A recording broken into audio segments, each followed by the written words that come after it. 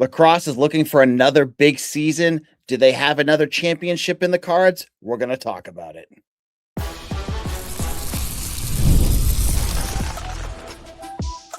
You are Locked On Boston College, your daily podcast on the Boston College Eagles.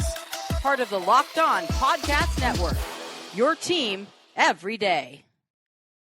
Hello, everyone, and welcome. This is Locked On Boston College, your team every day. I'm your host, AJ Black of Eagle Insider, part of the 247 Network. I've been covering Boston College for over a decade. If you're looking for Boston College news, analysis, and details on your Boston College Eagles, you are in the right spot. Locked On Boston College is a daily Boston College podcast available free on YouTube or wherever you get your podcast. Today's episode is brought to you by FanDuel. It's the last call for football on FanDuel. If you're a new customer, bet just $5 and get $200 in bonus bets if you win. All right. We have another special episode today. This episode is going to be a nice episode based purely on lacrosse. I know a lot of folks have been asking me, AJ, let's talk a little bit more about lacrosse. I don't feel like I'm the best person to give you the insider info. I could talk about it, but I have someone who is, and it's Gio Colabrese of BC, and he's an Eagle Insider writer. Gio, how's it going? I'm well, AJ. I cannot wait for Friday, and I can't wait to talk some lacrosse on the pod tonight. All right. Are easily the best team on campus. Women's lacrosse has been dominant. They've become one of the features of Boston College athletics and really have set the standard of what BC can become, even dwarfing what hockey has done, which is crazy. You never thought that would get to that way. What has the head coach kind of done, and what has she done to this program?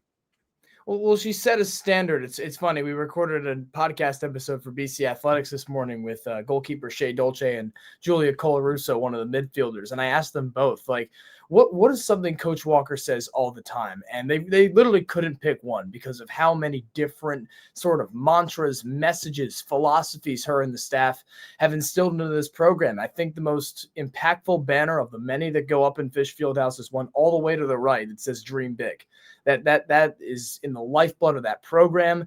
And you say best on campus. I certainly think that's the case. I also would like to think that Coach Walker is one of the best coaches in BC history, right? Along with Jerry York, with Jack Bicknell, you think, Tom O'Brien for football, but relative to the sport and what she's done, 2 national titles, 2 ACC titles, a decade worth of dominance.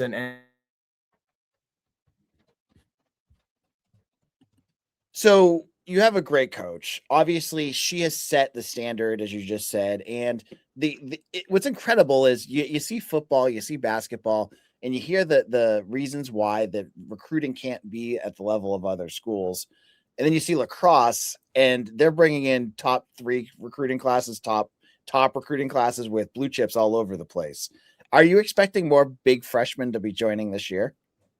I think so. I think the one to watch there is Caroline Chisholm, the midfielder. It's I think she was certainly in the top 2 of the country, or top 3 of the country for midfielders, but probably in the top 5 of overall recruits. I have to double check that. But she should be the plug and play replacement in the offensive midfield for really what is, I think, the biggest loss in college lacrosse in Rachel Clark, McKenna Davis, and Emma Lapinto. Right, you've got over, I think I wrote in the article this week, 630 points of production across 2 seasons, right? And that's, another thing with BC lacrosse. They don't rebuild, they reload, right? And you kind of touched on it there, AJ, but I think one of the big reasons why this program is continually drawn big recruits without some maybe the resources that other teams on BC's campus have is because of Coach Walker and because of that standard. They continually win, right? And so people see that from all across the country, certainly in the Northeast, right? The amount of young people at these games, the amount of young girls, lacrosse players that look up to these girls on the lacrosse team, it's incredible, right? And that's how the dynasty gets created. My wife's cousin has a daughter who is, I think, a freshman in high school. Every time I ask him, like, where's she at? She's like, oh, lacrosse camp at BC. And like, it's always run by the players, and like she thinks the world of them. So it makes a big impact on the girls around the area that are playing a sport that's growing and growing. Now, I remind me, did they do anything in the transfer portal? Did they add any players? Are there any names that we should be watching for there? Yeah, so the biggest name that they got, one of the bigger acquisitions in the country, in my opinion, Marissa White from UNC, kind of got lost in the shuffle behind Chloe Humphrey last season, which is not hard to do given she won the Tewaaraton as only a freshman. But Marissa comes in as one of, again, the premier replacement to, in my opinion, Rachel Clark as a pure scorer, right? Not really with Clark's finesse down by the net. I think she's a much more physical driver to the cage with her dodges down low, but certainly possesses some of the same scoring power that Clark had. Clark had 105 goals last season, set the program record, and just, again, a really, really hard player to replace. The other one that I think will take the spot of McKenna Davis, Casey Colbert, right?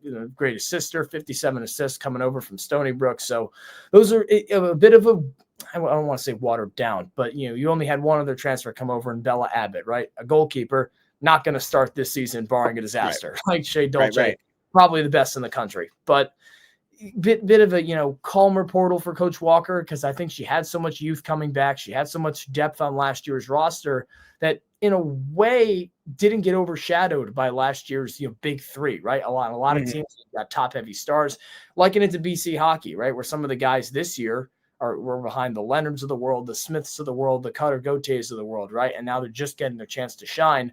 Players like Molly Driscoll and Kylie Colbert did get significant time last year and showed out in those minutes. So I think that wasn't really a lot of work to do in the portal this season, just to go get some of those big acquisitions to fill holes where it was needed. It really is like if you made like a comparison, like some of the bigger football programs, like a Georgia and a Bama, where they don't have to go crazy in the portal because they have all this talent still there, and they just fit in the holes that they have that just pop up here. It's not like what happened with BC football, where it was like, there's half the roster's gone. Exactly. It's a different feel, and that's what happens when you have a winning elite program like she's put together. And let's go into expectations for this year. So you start the season off with Northwestern. That's a tough game to start the year off. But that's kind of how lacrosse goes with, out of conference games. You play good teams. What are your expectations for BC this year? I saw the preseason poll had them number 2 to UNC again. Do you think they could still be an elite team, top 3, top 4 type of team? It's funny, and this is not directed at you, AJ, but I feel like your sentiment is a lot of other people's, where they're not really considered a contender this year for some reason, right? Obviously, you got UNC and Northwestern, right, playing in the national championship last year. How much different would things be in terms of the perception, right? Just from 38,000 feet, if they ended up holding that lead against Northwestern last May, and whether you win or lose against UNC in the national championship, you're the clear-cut number 2, right? Despite losing those 3, but I do think that loss, in some people's minds, looms large, right? In my opinion, the best help for an offense is an elite defense. I think BC has that. You're going to get Lydia Colasante back after a torn ACL. You got Michaela O'Connor, who's taken some pretty huge steps. Obviously, your captain on defense, Shea Baker. And then having the best goalie in the nation in Shea Dolce, a Tewaaraton finalist. I see no reason why they can't win the conference. I see no reason why they can't win the national championship again. It's just, can they find an offensive identity quick enough? Can they be stout enough on defense to support it over the course of a season where you mentioned, the matchup against Northwestern? You've got to go to UNC. You play a top 5 or certainly top 10 Clemson team at Alumni Stadium at some point in the season. You get Stanford, who's going to be in the top 5, right? A lot of good teams. And that's what, like you said, that's what lacrosse expects. That's what Coach Walker wants, a gauntlet of a schedule so that they're ready for those games down the road, right? The ACC is the best league in lacrosse league in the nation, especially on the girls' side. So I think that this is a really good opportunity for BC to go get more history. That's what Coach Walker said last year after the win against Yale. 3 national championships, 8 Final Fours. She's got one of those. Now you just got to get the other. And I think they totally can. Yeah, it's going to be a fun and exciting season. End of the year, which girl are we going to be talking about most from this team? Like who last year was Rachel Clark. Obviously there was Charlotte North. There's always someone that catches the imagination of BC Nation. Which player is it going to be? Is it going to be the goalie, or is it going to be, a defensive player? Is it going to be a different field this year in terms of who we're going to be talking about? I mean, you'd be hard pressed to not say Shea Dolce. And I think that if BC goes far, if BC does what they think they're going to do this season, what I think they're going to do this season, it will be because of her mostly.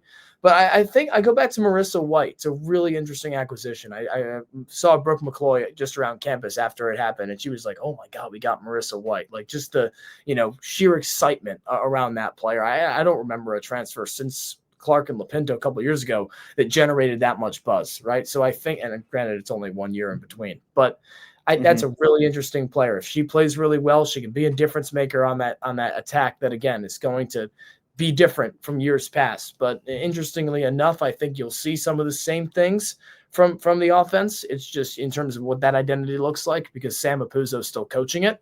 But if I had to pick one player, I think BC goes as far as Shea Dolce does. I'm very excited for this. After covering football and just basketball, I just watched a little bit more of that.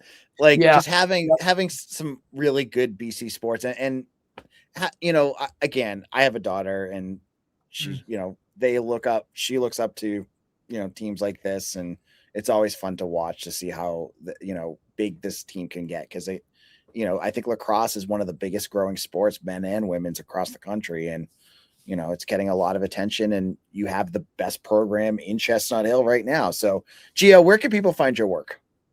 They can find my work on WZBC Sports X right on.